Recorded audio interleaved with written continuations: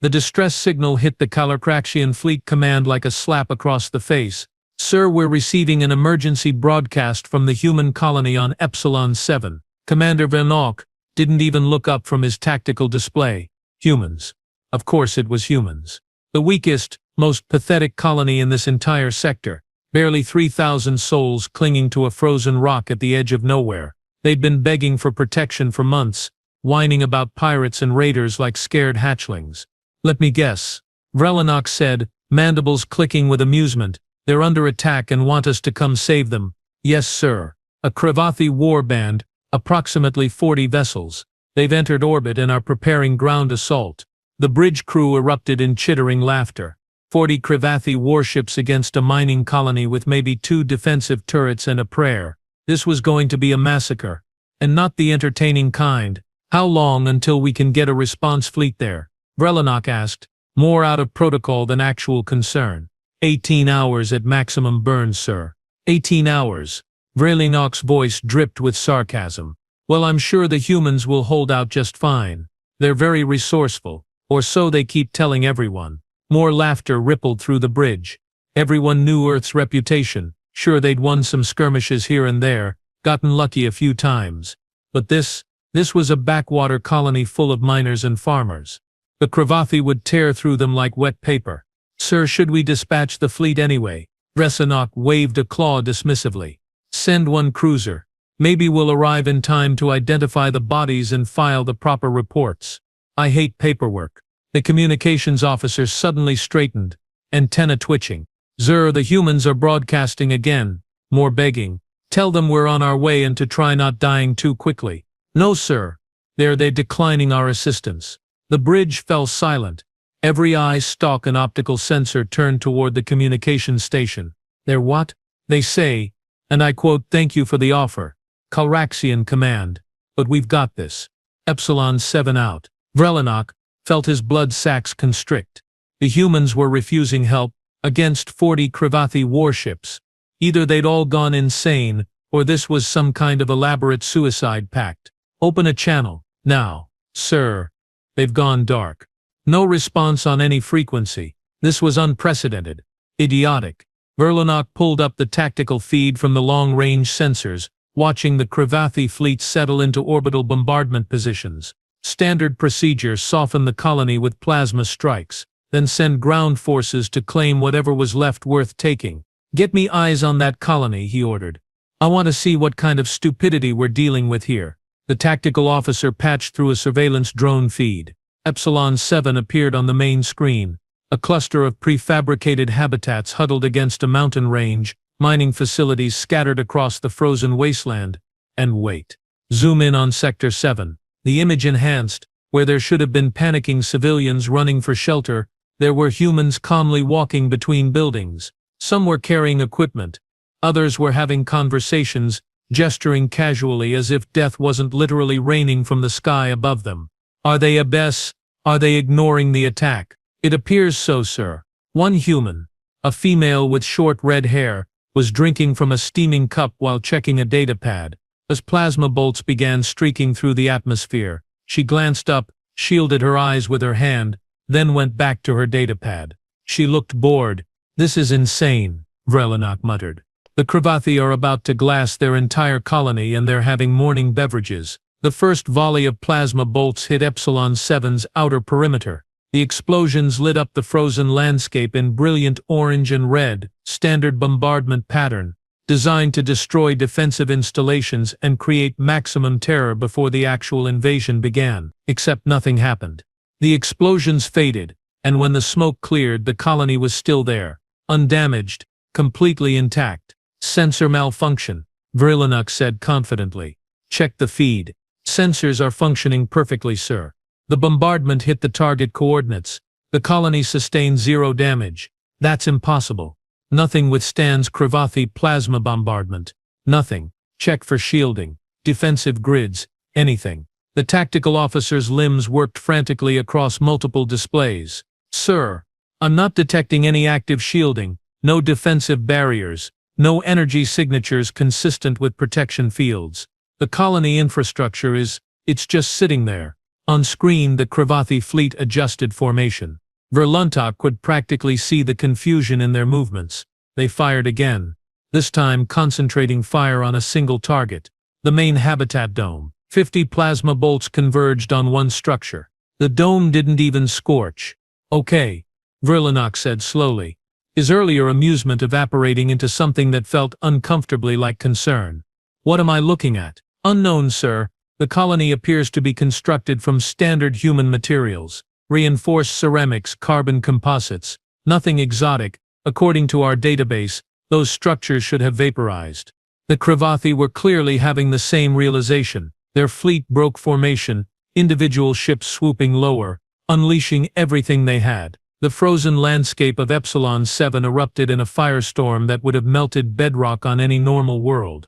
The humans kept walking around like it was a mild weather inconvenience. One human male actually stepped outside a habitat, looked up at the aerial bombardment turning the sky into hell itself, then casually waved at a passing Cravathi bomber. Waved, like greeting a neighbor. Sir, the communications officer said, voice trembling, we're receiving a tight beam transmission from the Cravathi flagship. They're asking for assistance. The irony wasn't lost on anyone. 20 minutes ago the humans had been the ones supposedly needing rescue. Now their attackers were calling for help. What are they saying? The transmission is breaking up, but I'm getting words like impossible, violation of physics, and, sir, they're requesting immediate extraction. Extraction? Verlunok's voice climbed an octave. They want a retreat. They outnumber the colony 40-1. On screen, the Cravathi began landing ground forces. Armored troops poured out of dropships. Heavy combat mechs stomping across the ice. This was their specialty, close-quarters urban warfare where they could use their natural aggression and numbers advantage. They charged the colony perimeter. The first wave hit an invisible wall 10 meters from the nearest structure and stopped. Just stopped. Frozen in place like insects in amber. Their weapons hung in mid-air. Their war cries died in their throats. The second wave, seeing their comrades immobilized, tried a different approach. They went prone, crawling forward with weapons ready. They stopped too, frozen, suspended in nothing. What is that? Someone whispered. Some kind of stasis field. There's no energy signature. The tactical officer insisted. Nothing. It's like the universe itself just decided they're not allowed to move forward. The human with the red hair walked up to the invisible barrier. She was still holding her cup. She took a sip, looked at the nearest frozen Cravathi soldier, his face locked in a snarl of fury, weapon mid-fire, and she smiled. Not a friendly smile. The smile of someone who'd been waiting for this exact moment. She raised her other hand and knocked twice on the air in front of the frozen soldier, like knocking on glass. Then she turned and walked back into the habitat, disappearing from view. Time check, Verlunok demanded. 7 minutes since the first attack began, sir.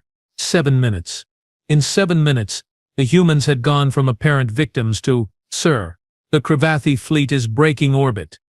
Sir, the Cravathi fleet is breaking orbit. They're retreating at full burn. Verlunok watched the tactical display with something approaching religious terror. 40 warships, vessels that had ravaged entire systems, were fleeing like frightened prey animals. Their formations had completely collapsed, each ship desperate to reach jump distance first. No, he breathed. No, this doesn't happen. The Cravathi don't retreat. Ever. Yes, sir. We're receiving multiple distress calls from the Cravathi ground forces. They're trapped in whatever that is.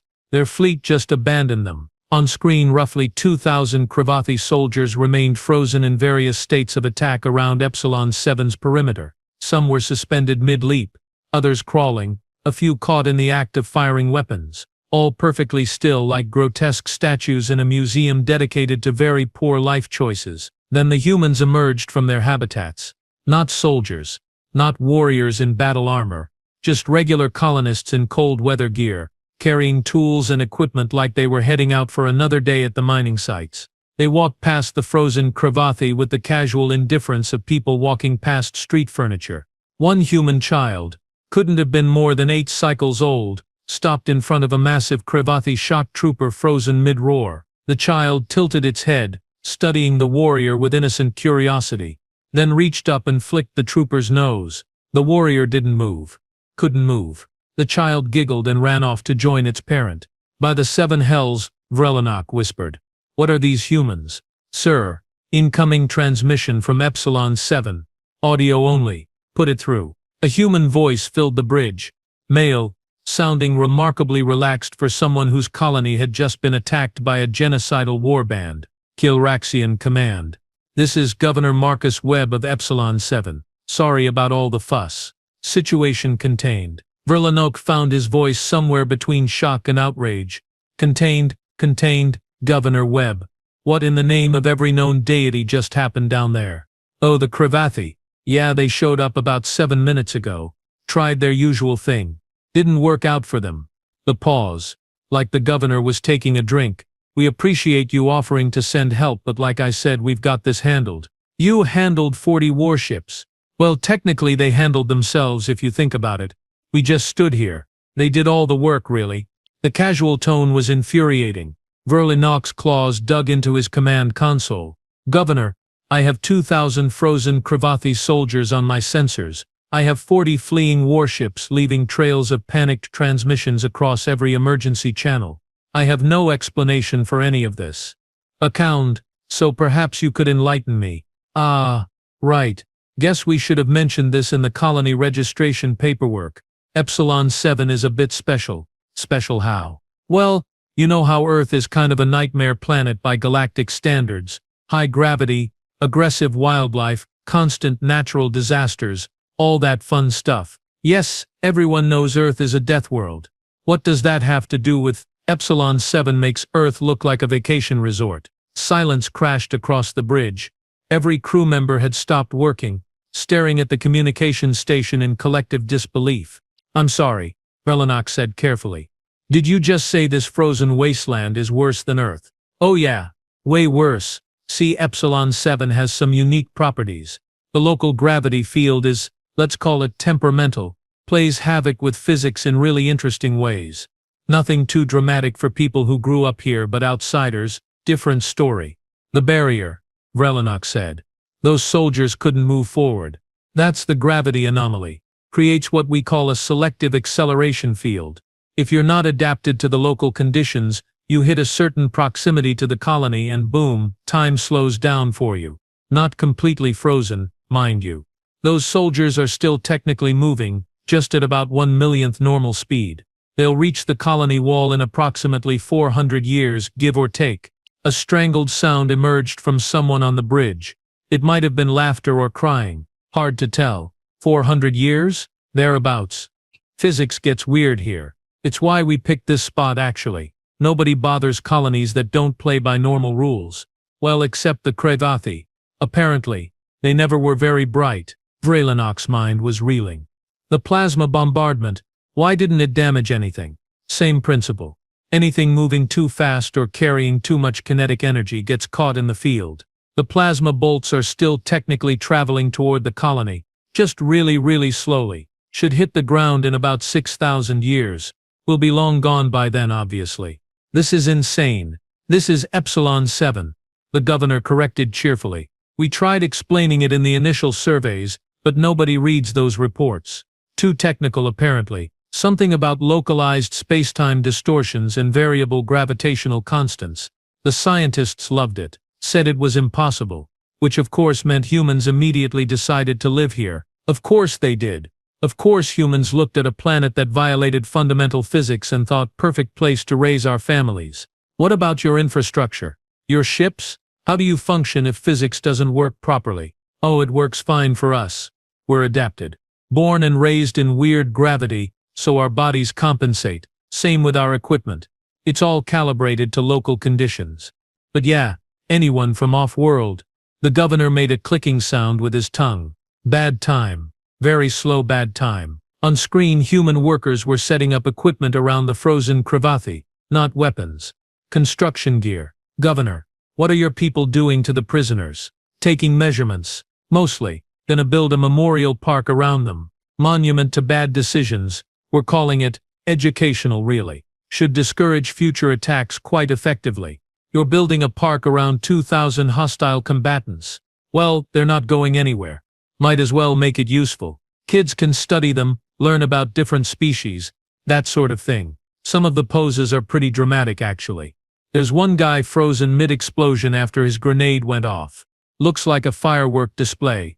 Very artistic. Verlinok felt something snap inside his brain. Maybe it was his sanity, maybe it was his understanding of how the universe worked. Hard to say. Let me summarize, he said slowly. Your colony, which every database in the galaxy lists as defenseless and vulnerable, just repelled a major Cravathi assault without firing a single shot, in 7 minutes. 6 minutes and 43 seconds actually. But who's counting? And you're going to turn the attackers into a tourist attraction. Educational monument, the governor corrected. Tourist attraction sounds tacky. We have standards. Standards. Verlinok's voice cracked. You live on a planet that freezes time, just for outsiders. And only if they have hostile intent. Works great for deliveries. Actually, trade ships do fine as long as they're friendly. It's like the planet can sense aggression or something. Real convenient. The tactical officer tentatively raised a limb. Sir, we're getting reports from other sectors. Apparently, word has spread about what happened here. Multiple raider groups are redirecting away from human colonies. All of them. Of course they are, Verlinok muttered. Because apparently humans don't just colonize death worlds, they colonize worlds that actively weaponize physics against invaders. Oh, that reminds me, Governor Webb said. We're planning an open house next month, show off the colony, maybe attract some new settlers. You folks are welcome to visit. Just come in peace. Real important. The peace part. We'll keep that in mind. Great. Oh, and Commander, thanks again for offering to help. It's nice to know the Calraxian fleet has our back, even if we don't technically need it. The transmission ended. Verlinok sat in his command chair, staring at the screen showing Epsilon 7, the colony where humans walked casually past frozen warriors, where children played near time-locked explosions, where physics itself apparently worked security detail. Cancel the rescue cruiser, he said quietly. Sir? And update the database.